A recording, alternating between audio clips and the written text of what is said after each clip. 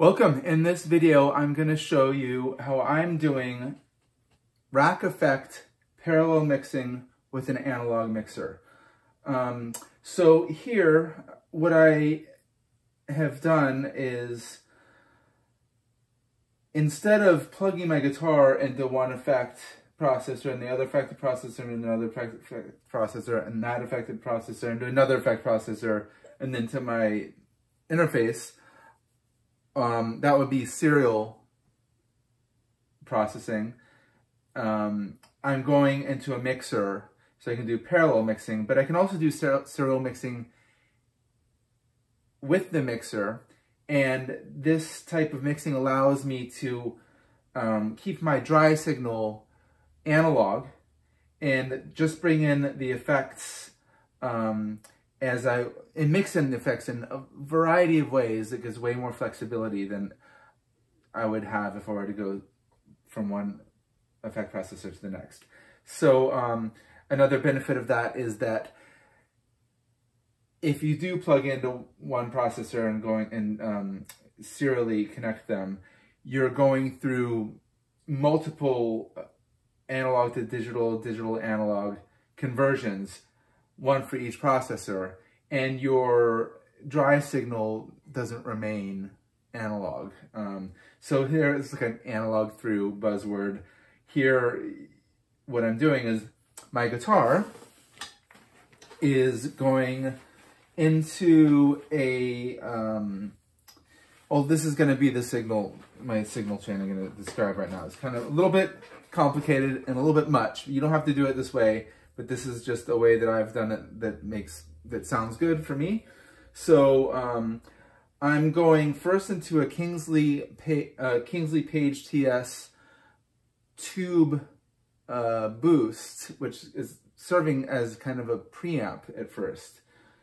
Yes, there's preamps in the mixer, but this is just giving me some of that kind of guitar tube amp feel before I go into the mixer. I've also thrown in a overdrive, a Kingsley Harlot tube overdrive that I'll engage at one point in the video. It's in front of the Page TS. So actually it's my guitar to the Harlot, overdrive to the Page TS, into channel 2 of the mixing board. And this mixing board is a Behringer Xenix X1832 USB. It's a inexpensive, feature-rich analog mixing board. It has built-in digital effects, which I'm not using. And the cool thing here is that we have 3 sends per channel. So I'm using my first send is the monitor send, monitor out. I'm sending to my TC Electronic Fireworks, which is a multi-effects processor. Right now I have it set for a chorus effect. I'll show you a ring mod later. Then instead of having it go to a return, I'm returning the outputs. So this is sending my signal from my channel here through the monitor send. This is the monitor out, is going to the input of the TC Electronic Fireworks. The 2 stereo outputs of the Fireworks are going into channels 3 and 4, and I've panned them left and right so I can retain that stereo spread. And then I have, for my auxiliary 1 send, I have auxiliary 1, sorry, I was pulling the wrong cable before. This is the monitor out. Auxiliary 1 send is going to the TC Electronic D2 delay processor. And so it's sending from the mixer out into the input of the D2. The left and right outputs of the D2 are coming into channels 5 and 6. I've panned those left and right as well to keep the stereo spread. And you'll hear this ping pong effect I have. Oops, let me bring in that ping pong effect. Okay. And then I have, there's another effects send. It's actually, this usually controls the internal effects, but you can bypass that. And I'm going to use the effects send 2 to send out to this Behringer. I'm not sure. Is it Behringer or Behringer? I'm not sure. It's probably Behringer, but I like saying Behringer. Anyway, let me know in the comments. This Behringer Reverb Pro 2496 reverb unit. And then its stereo outputs are coming into this stereo channel 7 and 8. So that one I don't have to pan because it's a stereo channel to begin with. I could have done that with any of these ones actually, but it gives me anyway, that's another story. I'm using RCAs here. For simplicity, I'm not going to continue on that. However, so then the rest of the signal chain is the output of the mixer is going into this DBX 1066 compressor, which I'm using kind of as a master compressor, or just like just to have a little bit of, it's not compressing very hard, it's just evening things out a bit. Here is the guitar tone, the guitar without the Kingsley Page TS. This is just very dry guitar.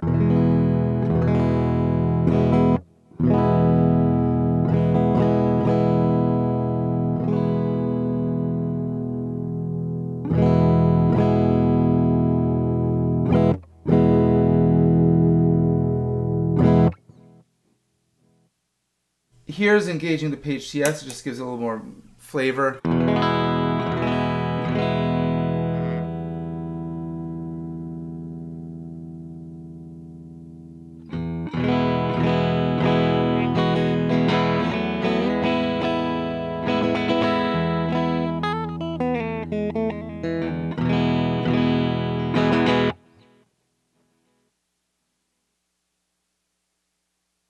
Here on channel 2, this is just my dry tone, right? And what I can do is I can bring in a little bit of chorus by just, it's already sending to all three of these rack effects processors, but don't have any returns yet because I have all these faders down. If I want to bring in the chorus from the fireworks, for instance, I can bring this up and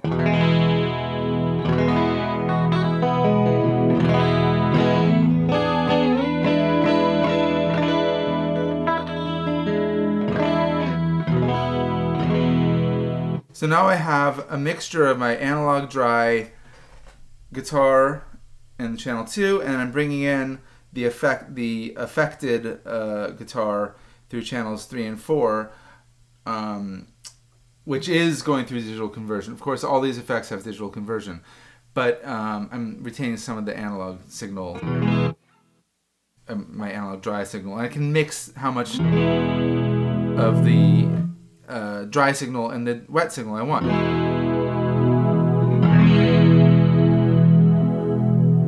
More chorus, less chorus,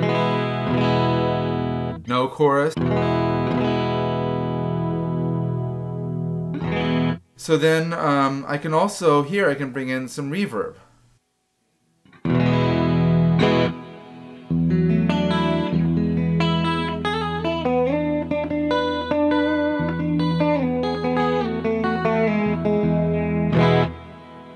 I can bring in a lot of reverb.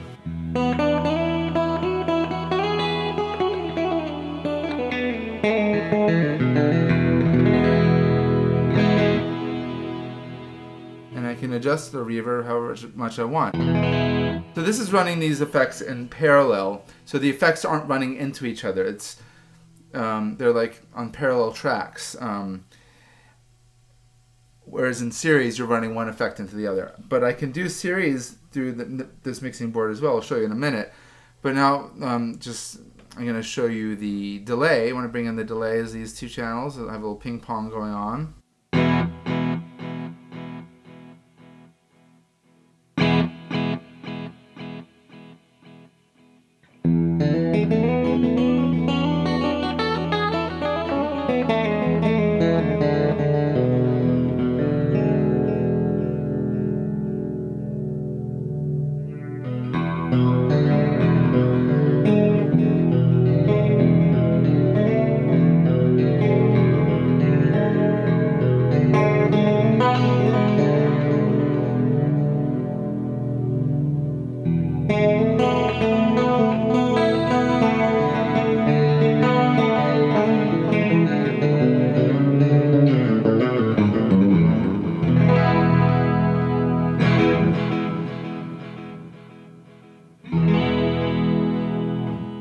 I forgot to mention,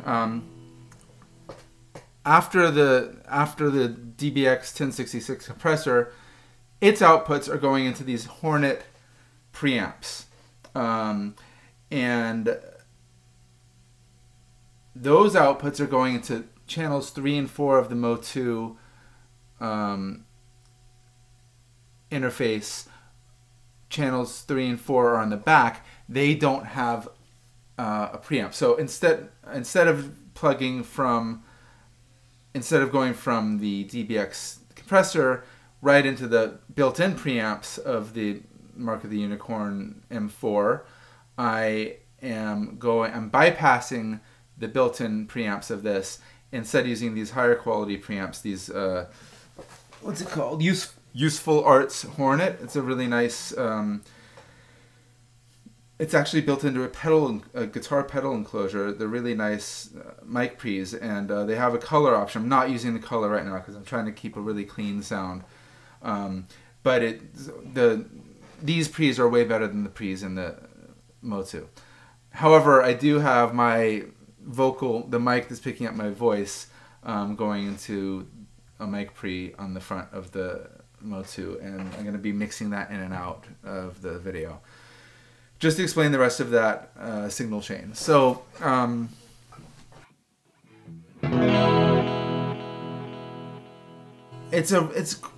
this tone is much nicer than going from the guitar into effects processor into the next effects processor into the next effects processor. I'm not going to show you that because it'd be a bunch of plugging a lot of different cables, and just trust me, this sounds better. But I'm really happy with the way this sounds. What else we can do is we can do other routing options. For instance, I'm going to change the effect on the fireworks to a ring modulator. Here's the dry. Here's bringing in some of the ring mod.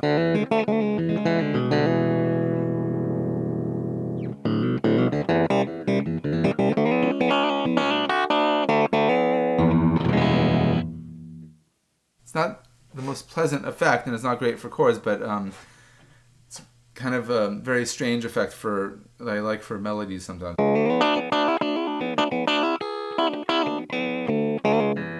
And what I can do is what I'm gonna do next is I'm gonna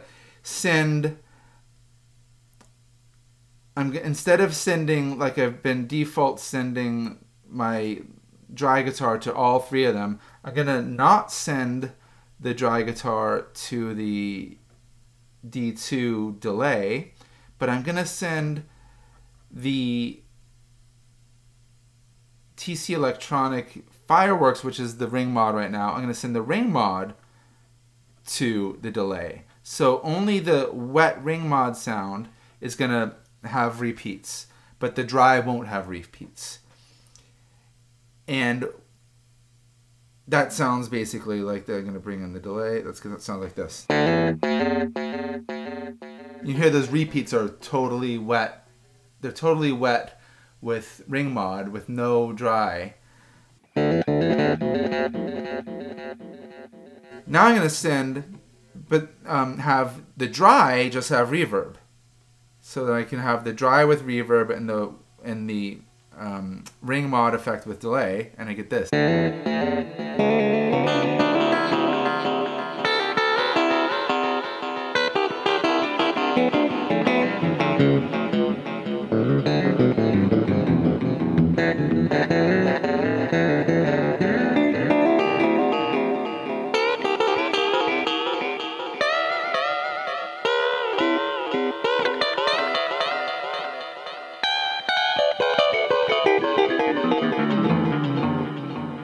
So that's a combination of parallel and serial mixing, because I have the dry signal is parallel with the ring mod, but the ring mod is going serially into the delay, Um,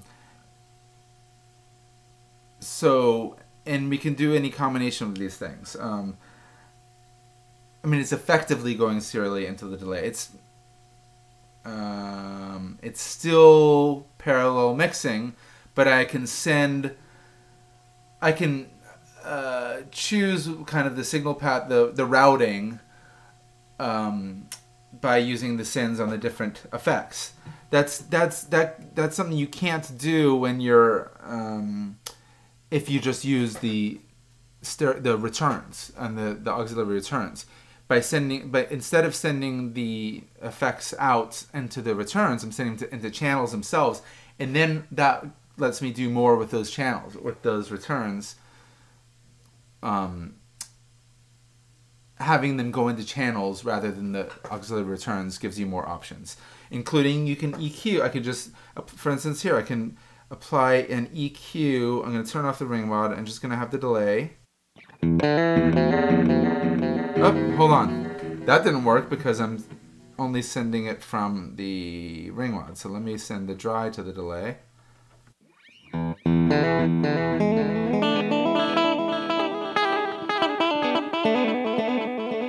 Let's say I want to have that delay be like super tinny and no bass. I can EQ the delay, right? I can put up the highs, I can turn down the lows, and that's gonna go.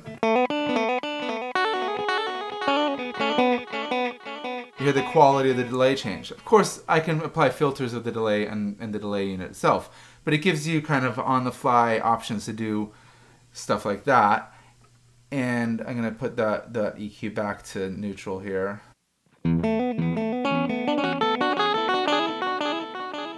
Another thing I've done here is I've actually applied extra compression just to the delay. So just turn the compression off. So here is what it sounds like with the compression off. And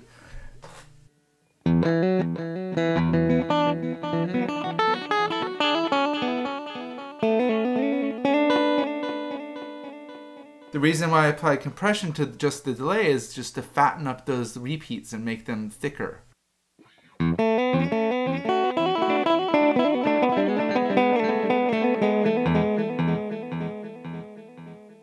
And it gives them more of an intensity kind of.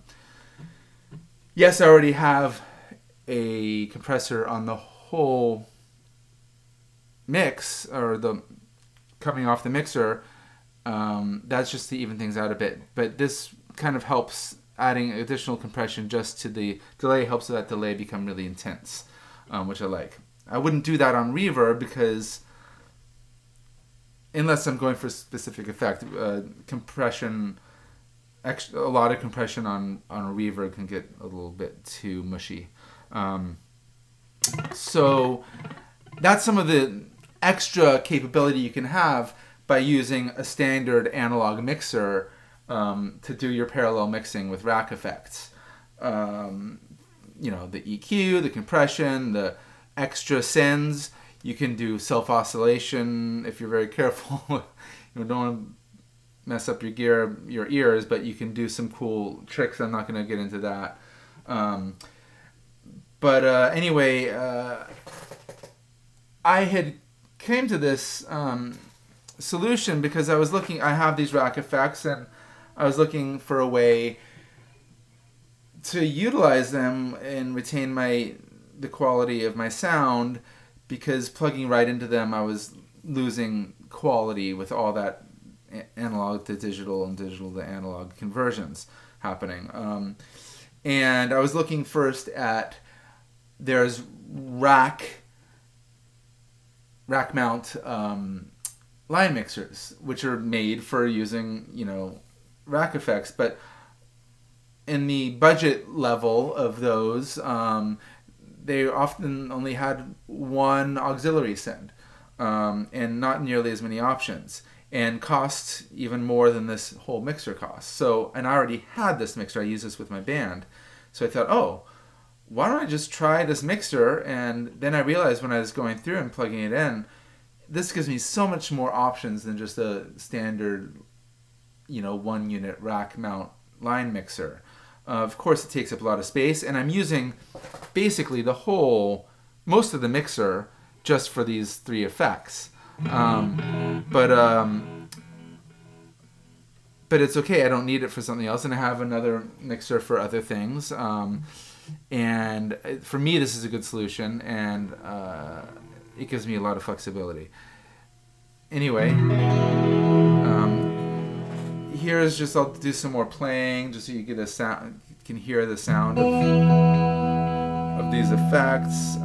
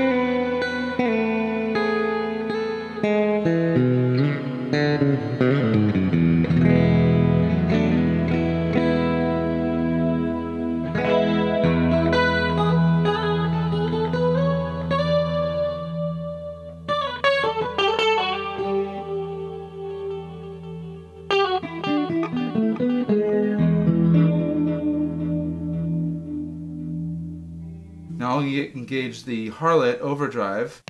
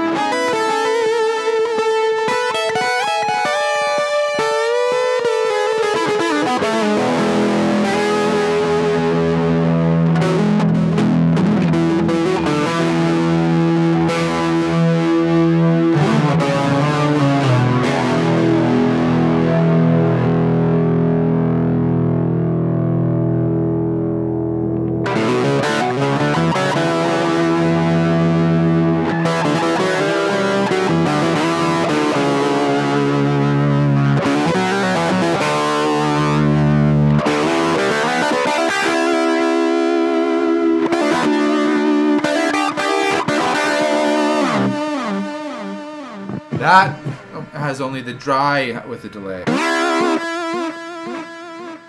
If I go, like, it's very noisy because all the gain and the pickup. If I turn this one down, let's see, that one down and turn it here, I can have the delay. Actually, I can have the delay on both the wet and the ring mod by turning that auxiliary to send auxiliary one send on both channels. So that has both the dry and the ring mod having delay. Turn this off, it's just going to be just the dry with delay. If I turn this off, it's going to be, and then this one back on, it's going to be just the wet with the delay.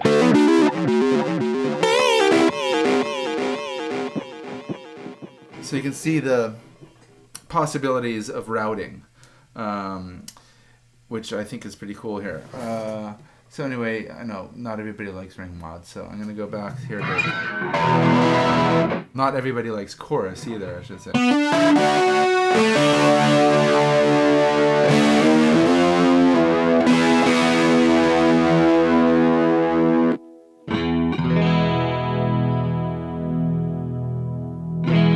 I think that's about it, what I wanted to show. Maybe I'll just try to think if I left anything out. Yeah, I hope that's helpful for people who are looking into doing parallel mixing with their rack effects. A standard analog mixer is a great solution for using your rack effects if you're not going straight digital. Of course, these have the, you know, light pipe, toss link, AS-EBU, digital ins and outs, but I don't have that on my interface to receive it. Of course, I could upgrade my interface and have it more in the box, but I like having this kind of hardware control with the controls into my fingertips. It's just kind of instant gratification, and yeah, it might be a little bit old school, but maybe a little retro, but I think it works for me, and it might work for other people as well. So I think I'll just play a little bit here using the sounds I have. And of course, I have tons of different effects in these processors I could go through. There's tons of different delays and all kinds of effects in this one, tons of reverbs. I'm not going to do extensive diving into those, but just showing these are some presets that I really like.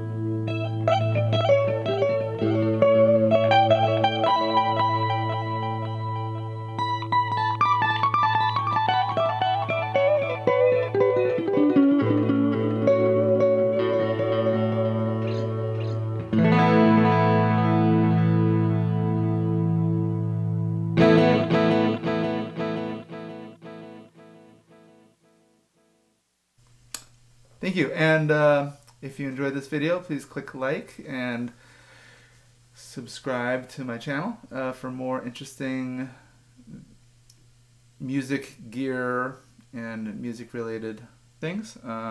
Check out my other videos. I have a lot of reviews on Kingsley tube pedals for guitar. And thanks for watching.